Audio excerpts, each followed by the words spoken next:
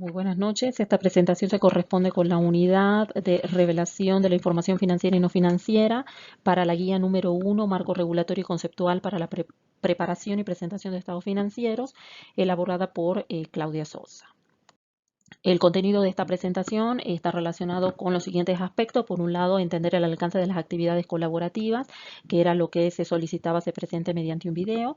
Luego, el análisis de la tabla de chequeo, una de las actividades colaborativas. El análisis de ejercicios sobre estados financieros básicos, otra de las actividades colaborativas. Y el análisis del taller de casos puntuales, la tercera de las actividades colaborativas. Finalmente, cerraremos la presentación con las conclusiones de esta guía.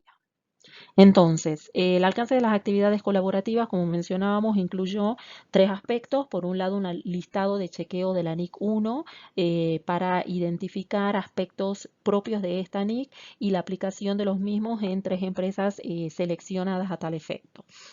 El segundo es el ejercicio sobre estados financieros básicos, un ejercicio general relativo a la compañía SAS SA, donde se plantean un balance de inicio, distintas operaciones durante 2 meses y luego se pide la presentación de los estados financieros.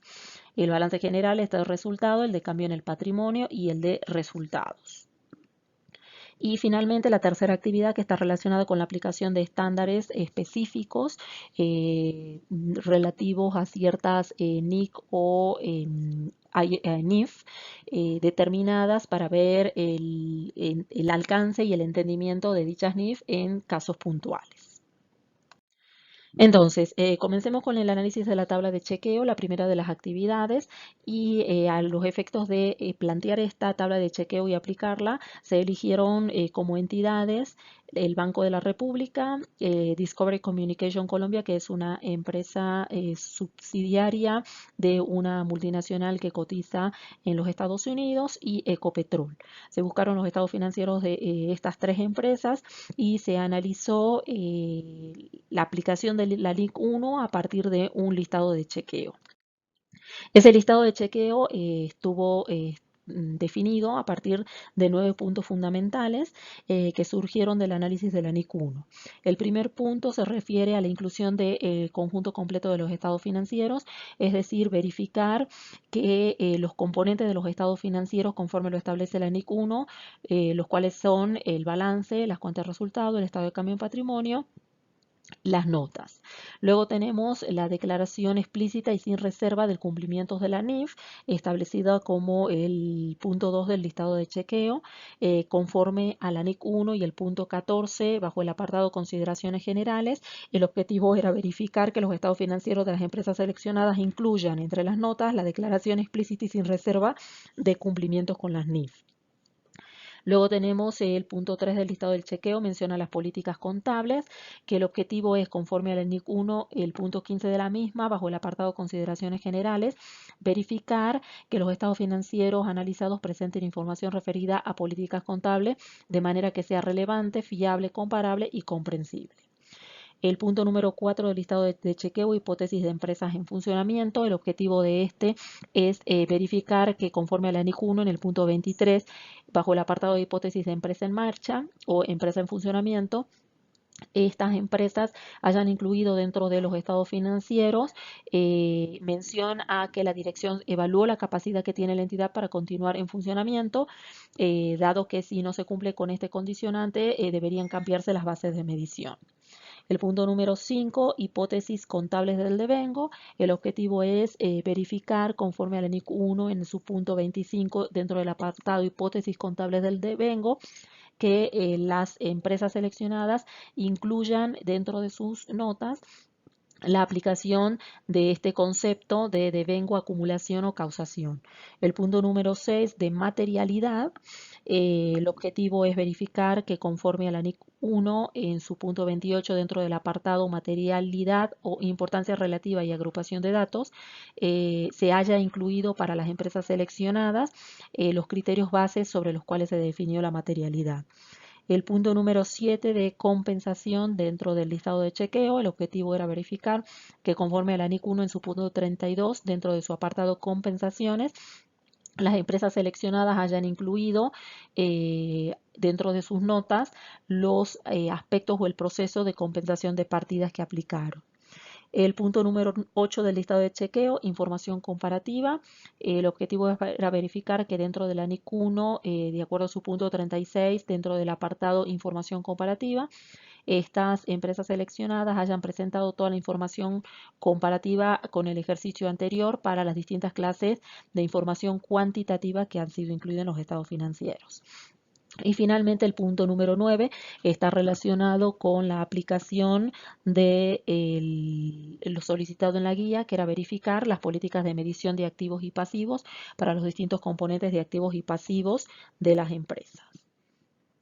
Entonces, este listado de chequeo se aplicó a las 3 empresas seleccionadas, Ecopetrol, Discovery Communication y el Banco de la República.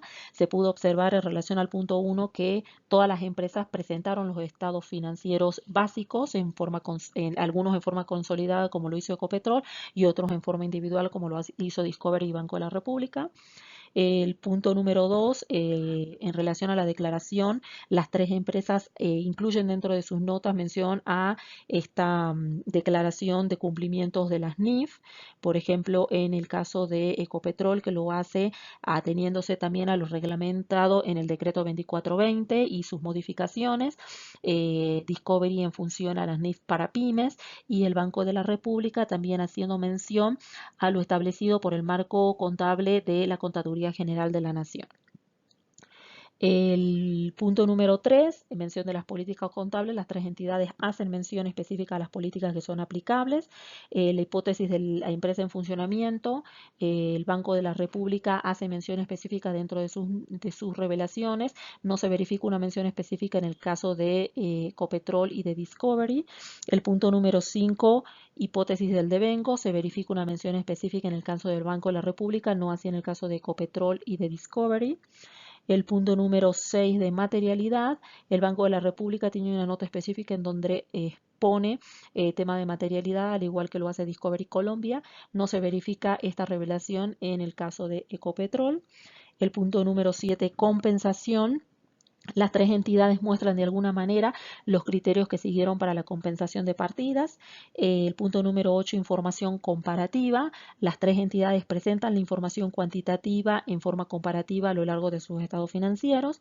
Y finalmente, en relación a las políticas, las 3 entidades tienen notas específicas de tratamiento en cuanto a reconocimiento y medición para los distintos componentes de los activos y pasivos y las políticas que les son aplicables.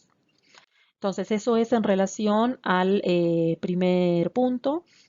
Luego tenemos el ejercicio de los estados financieros básicos, en donde este ejercicio lo que procuró y a partir de lo que se aprende es cómo es el proceso contable, partiendo de los saldos iniciales de apertura que tiene la entidad, haciendo el reconocimiento contable de las distintas transacciones que ocurren a lo largo de 2 meses, aplicando normas específicas como lo son, por ejemplo, el estándar, la NIF 9 de instrumento financiero, la NIC 16 de propiedad, planta y equipo, la NIC 2 de inventarios, la NIF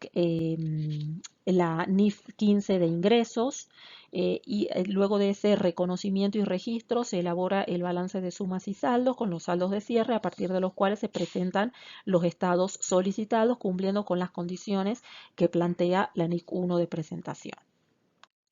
Finalmente, el último componente de colaborativo es la aplicación de normas específicas relacionadas con casos puntuales para los cuales se analizaron, por un lado, el IAS 8 de políticas contables, cambios en estimaciones y en errores, donde a partir de los casos lo puntual es entender que todo cambio de política se aplica retrospectivamente, al igual que los ajustes de errores, que los cambios en estimaciones son prospectivos y que es importante el análisis y el entendimiento y alineación de las políticas de la empresa con lo que establecen los estándares.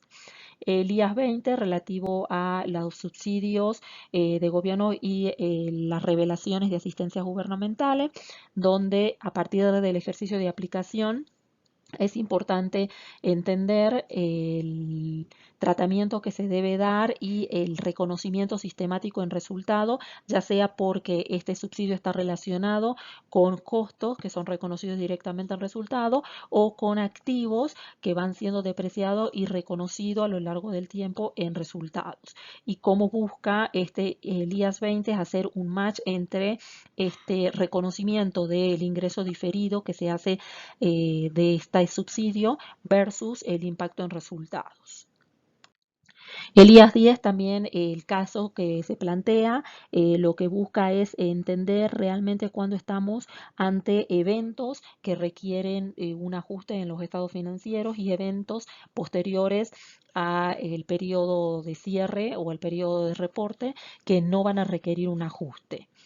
IAS 37, que está relacionado con la provisión y los pasivos contingentes y los activos contingentes, donde el caso se plantean tres ejemplos puntuales de Ecopetrol de reconocimiento de estos pasivos contingentes y cómo se pueden hacer las mediciones y el tratamiento de los mismos. Luego tenemos el IAS 12, que está relacionado con Income Tax o los impuestos diferidos, donde el ejercicio básicamente está orientado a entender cómo se hace el reconocimiento de los activos o pasivos por impuestos diferidos, al ocurrir diferencias entre los reconocimientos de ingresos o gastos de los activos y su medición de valores residuales, tanto desde el punto de vista contable versus el punto de vista impositivo. Y finalmente la IFRS 16, que está relacionado con los leasing, en donde el ejercicio lo que procura es entender el tratamiento y el reconocimiento contable que debe hacer, en este caso, el lessee a lo largo de la vida del leasing, entendiendo reconocimientos de activos, de pasivos y cómo estos van siendo transferidos al estado de resultado mediante la depreciación del activo que está en leasing y el reconocimiento del impacto financiero por el pasivo financiero que se reconoce a partir de ese leasing. Tanto la resolución de los casos puntuales de aplicación de estos estándares como la resolución del caso de los estados financieros básicos está incluidos en el Excel que se adjunta como parte de la guía.